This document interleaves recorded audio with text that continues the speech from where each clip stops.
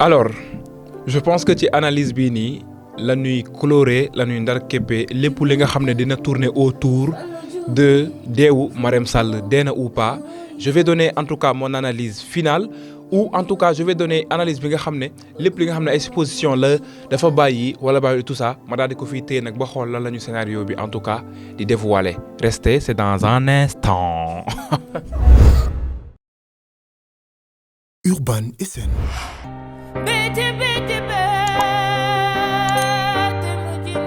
Alors, si vous venez tout simplement de nous rejoindre, abonnez-vous, restez. Et de surcroît, si vous êtes cinéphile. Aujourd'hui,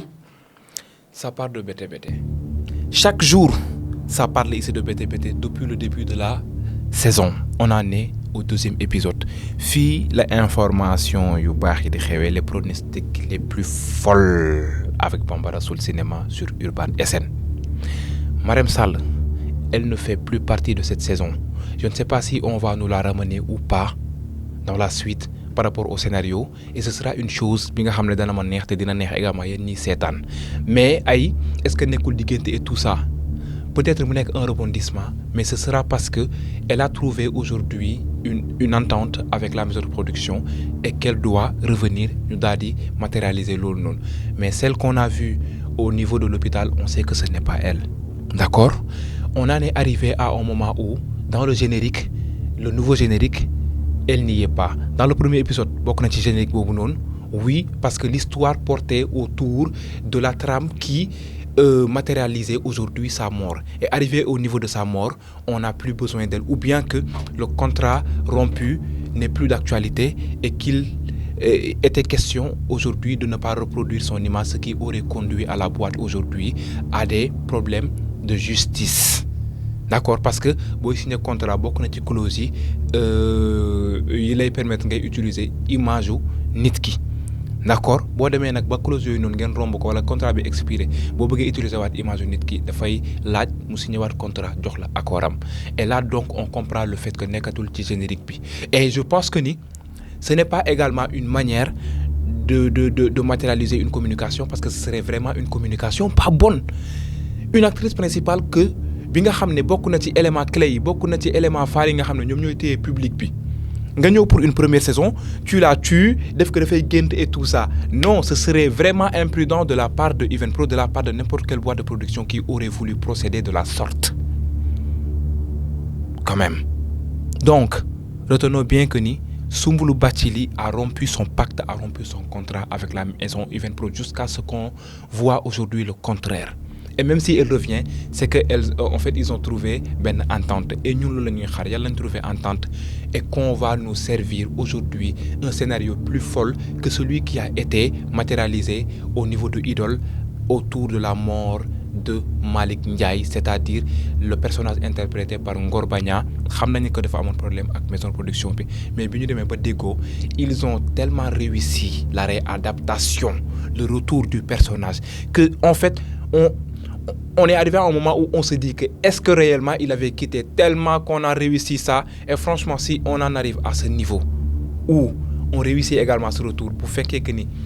jot nañu déggoo ak l'actrice Soumboulou wax dëgg yàlla dinañu gënal réunis ko pour def ko muy gént et tout ça même fekkee pour son retour on doit créer que dee na et que am na jumelle et l'histoire d'une jumelle probable va me renvoyer à l'épisode 20 de la saison 1 bi yaayam adoptive bi débarqué et j'avais fait une hypothèse autour de ça quand elle a dit que ndenkaane li mu répété waat ko wax ci yaayu Soumboulou de vrai na mu deewee et tout ça mu daal di koy tënk. Moi, j'aime toujours chercher au niveau des dialogues. J'aime toujours chercher dans le 2e sens ou 6e sens, au-delà des mots, au-delà des paroles. Parce que dans un scénario, on ne pose pas des paroles, on ne pose pas des actes, on ne pose pas une trame que pour la poser aussi facilement ou aussi ordinairement. Tout acte posé, toute parole posée, mais toute chose, tout détail posé dans un scénario doit prendre sens ou doit aujourd'hui regorger des choses non dites. Ou que quand c'est dit, ça doit mener à quelque part. D'accord. Maintenant, quand elle a parlé de la mère de Marème, la ma dënkoon ma daal di la koy jox. D'accord. Donc les legs du sang, un lec plutôt. Désolé. Qu'est-ce que aujourd'hui cette mère a légué à Marème Sall moo tax dee bi du lu gënal Evenprod non parce que war nañu mën a développer lu bari ak Marème Sall on s'attendait à beaucoup de choses aujourd'hui lan mooy li nga xam ne yaayam téyel na ko te mu nekk woon ko mbaaru da nga jël paaka bi may rey jox ko sama ay noon on se rappelle de ça on peut pas poser aujourd'hui cet indice cette annonce qu'on a toujours pas développé et vouloir la tuer aussi rapidement te xam naa ne bu ñu changé personnage bi dañ doon bañ mu dégoûter Sénégalais parce que Sénégalais lu mu gën a bañ sur terre moom mooy personnage boo changé quoi que l'acteur ou l'actrice quoi que l'interprète puisse assurer le rôle puisse assurer la relève duñ ko nangul parce que dañu tàmm di attaché wu ci personnage moi j'ai pas ce problème mais la plupart du public a ce problème donc Evenprod sûrement n'a pas voulu aujourd'hui plonger sur cette erreur ou bien cette probable erreur aujourd'hui qui aurait conduit à une décadence ou bien à un public qui va regresser, qui va quitter le projet et que mu daal di pousser projet bi à ce que mu flop mais rey bi doon na am sens bu fekkee dañu dem développer ko Marème Sall dund yenn yi xam nga yu bëri daal développer personnage bi ba daal di arriver à un moment où bu ñu ko reyee c'est vrai que dinañu métti c'est vrai que dinañu am déception mais on va tout simplement accepter le fait que ni c'est une mort mais bien tramée une mort bien matérialisée ba nga xam ne lu mu ñu métti bu ñu ne war woon dee au finish ce qu'on va se dire c'est waouh quel scénario mais scénariste ay dof lañ wala scénariste bi mais dof la comment est-ce que ils ont pu en arriver là mais c'est fou d'accord mais là on se dit que ni cette mort c'est une chose à laquelle Evenprod ne pouvait pas s'échapper. Ils n'ont pas eu le choix. D'accord? Retenons cela. Bu ñëwaatee c'est que noonu la demee comme ni ma ko waxee juste au début. Je parlais aujourd'hui du truc de la jumelle. yaay ji bi muy dee ci yan condition la dee lan moo waral mu dem ba pare dénk aujourd'hui rakkam ne ko sama doom bu mu mës a sëy keneen kudul bete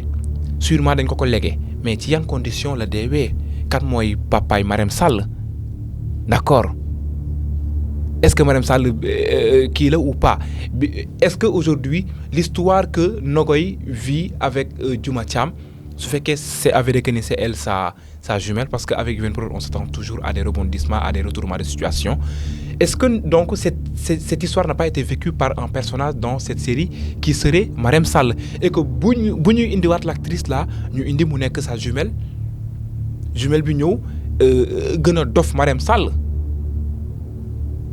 on s'attend à ça aujourd'hui il y a beaucoup de choses que Marème Sall devait découvrir c'est vrai que dans la vie am na ñoo xam ne dinañu dee sans xam yenn secret yi ñu waroon xam dinañu dee sans pour autant fay li nga xam ne moom jëf yooyu noonu lañ doon def mais là on est dans une série on est dans une fiction et on peut pas aujourd'hui trahir son public aussi drastiquement aussi brusquement juste pour un choix scénaristique sans pour autant tenir compte du fait que mën na daal di décourager le public bi c'est un business après tout non là c'est no way comme j'ai l'habitude de le dire. Par rapport à mon analyse de la dernière fois, la façon de parler et tout ça, moi aussi je suis dans un rôle là, je suis dans un personnage, je suis dans la fiction. Quand je dis que c'est soit Marème Sall, elle est là, sinon on quitte le projet, sinon on censure. C'était plutôt pour pousser à Evenprod d'aujourd'hui tenir compte de nous, de comment on s'est attaché au personnage de Marème Sall, à son intrigue, à toutes ces histoires qui tournent autour du personnage, mais aussi à ses liens avec les autres personnages qui aujourd'hui nous ont captivés et qu'on aimerait également avoir la continuité aujourd'hui de cette trame. Mais c'est pas parce qu'on a un problème avec la maison de production. Moi, me connaissant, et comme beaucoup d'entre vous me connaissent, savent que si je ne m'accroche pas à un projet, je n'ai pas froid aux yeux, je n'hésite pas à décrocher parce que kenn moomuma kenn jënduma kenn fayaluma samay facture kenn joxuma ma lekk kenn joxuma ma naan quand même. Donc sunu mbëggeel ci projet bi sunu attachement ci projet bi moom moo ñu yóbbee loolu. Donc on va pas trop on s'est attardé sur ça, on attaque directement l'analyse de l'épisode 2. Alors Marème Sall, elle est morte.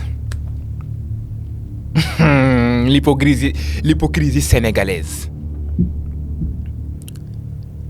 En fait, Marème Sall, elle passe dans la saison 1 comme ki gën a bon sur terre. man bete pire laa man bete pire laa xoolal boo nekkee géer sax doonoo bete sax doo ma saaf ma samaak nga doon tëgg xaraamata njaay. ki ñu gën a bañ ki taxaw temb ne bete moom moo gën bépp xeet ki taxaw daal di dëppoo ak ndogalu yàlla daal di dëppoo ak li yàlla bind ak li yàlla amal taxawal temb ne moom li mu xalaat moom moo fi nekk li nga xam ne moom lañ ko jox comme ndono moom moo am gisul leneen que ku rax deretam buggu ko tëgg xaraamata njaay képp ku dul bete même boo dee géer te nekkoo bete sax safuloo ko Mariam Sall ba moo taxaw wax ko fi tiim ay géer saaga leen tiim ay ñeeño saaga leen néewal doole ay lawbe d'accord doon dund ak jëkkëram dundin boo xam ne du benn exemplaire comme jabar mu dee ci alkaali la njëkkee bi mu nekkee ci coma alkaali devient le mari qui n'a jamais eu à faire des reproches à sa femme alors que je me rappelle très bien dans l'épisode 21 vers la minute 25e sa discussion avec Makhoudia bi ñu demee woon kër Umu Xayri ba génn Makhoudia ne ko xam naa ni Daba Thiam nga bëgg mais foofu noonu du sa paradis xaw ma lan mu ne ko yow nag gis naa da nga ma soxoree alkaali moom mooy wax de. bu fële si Mariam Sall mais la tigresse bi nga xam ne sa waay xën kanu nit la kañ laa gëj am ku ma tegal sama loxo Mariam dafa xam ndax man lekk naa wala naan naa dafa xam fu may fanaan dafa xam fii il s'en fout yoonam nekku si. c'est aujourd'hui li qui revient ci épisode 1 bi xas Makhoudia mi nga xam ne kenn musul yaakaar ne dana ko mës a wax dëggu xaramata njaay na xar yi ànd ak xar yi bëy yi ànd ak bëy yi. nga traité de nawle. n'est plus mon ami. dama ni na xar yi ànd ak xar yi bëy yi ànd ak bëy yi.